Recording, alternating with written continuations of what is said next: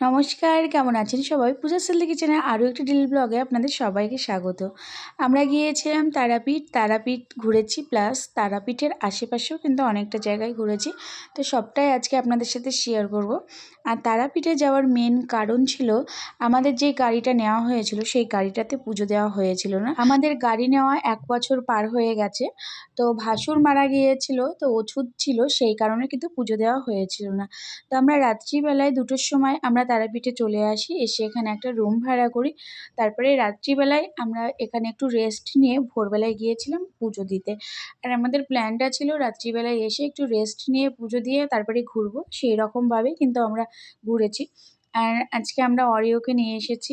তো তোমরা যারা কুকুর নিয়ে ঘুরতে যাবা ভাবছো তাদেরকে একটাই রিকোয়েস্ট করব, যেও না, কারণ কুকুর নিয়ে গেলে রুম ভাড়া দিতে চাই না, খুব সহজে কিন্তু রুম ভাড়া পাওয়া যাবে না। সবাই তো পছন্দ করে না, তো অনেক রিকোয়েস্ট করার পর একটা রুম পাওয়া গেল। তো আমি বারণ করেছিলাম বসুকে, অরিওকে আনতে হবে না, তবু জেদ করে এনেছিল। তারপরে রাস্তায় তো দেশি কুকুর থাকে, তাদেরকে নিয়েও একটু ঝামেলা হয়।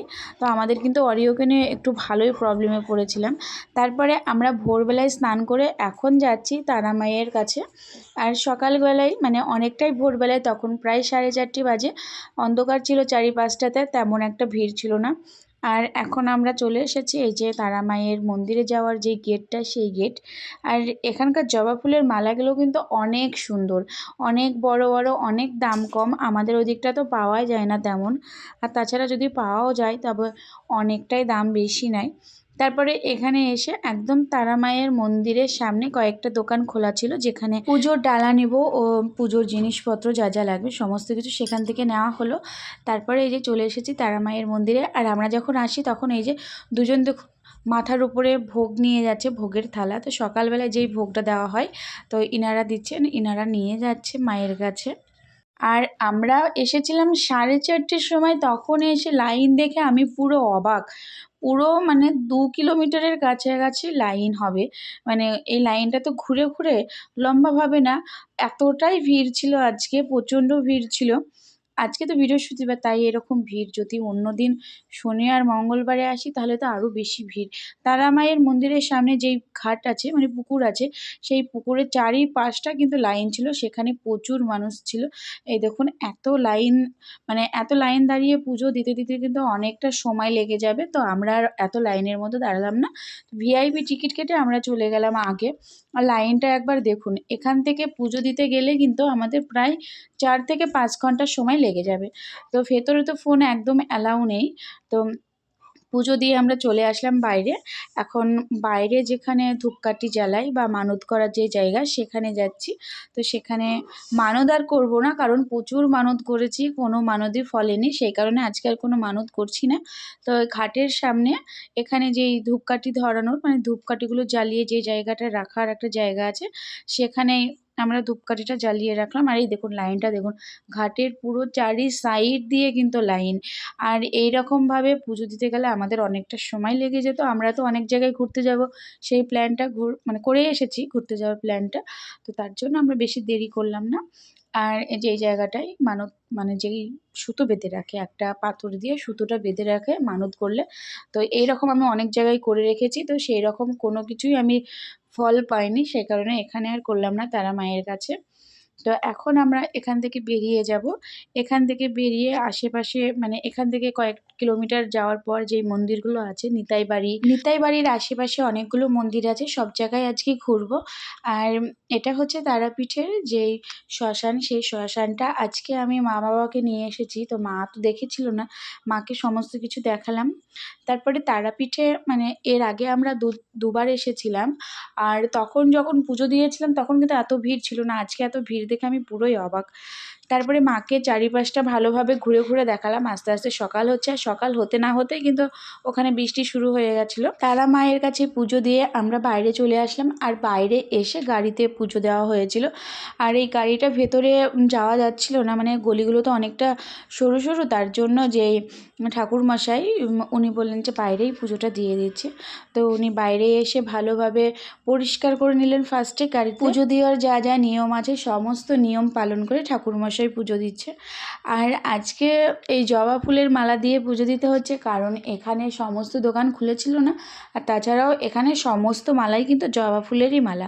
তো সেই কারণে এই জবা ফুলের মালা দিয়েই গাড়িতে পুজো দিতে হচ্ছে। ঠাকুরমশাই বলেছিলেন গাঁদা ফুলের মালা দিলে সবথেকে ভালো হয়, গাঁদা ফুলের মালা বা অন্যান্য মালা পাওয়া গেল না, তার জন্য ওই জবা ফুল আর ডালিয়া ফুলের মালা মিক্স করেই পুজো দেওয়া হলো। আর ঠাকুরমশাই বলছিল পুজো দেওয়ার সময় তুলসীর পাতা হলে অনেক ভালো হয়। তো দেখছি যেখানে পুজো দিচ্ছি তার পাশেই কিন্তু একটা টবে করে তুলসীর গাছ লাগানো আছে, তো সেখান থেকে তুলসীর পাতা কয়েকটা নিয়ে নিলাম।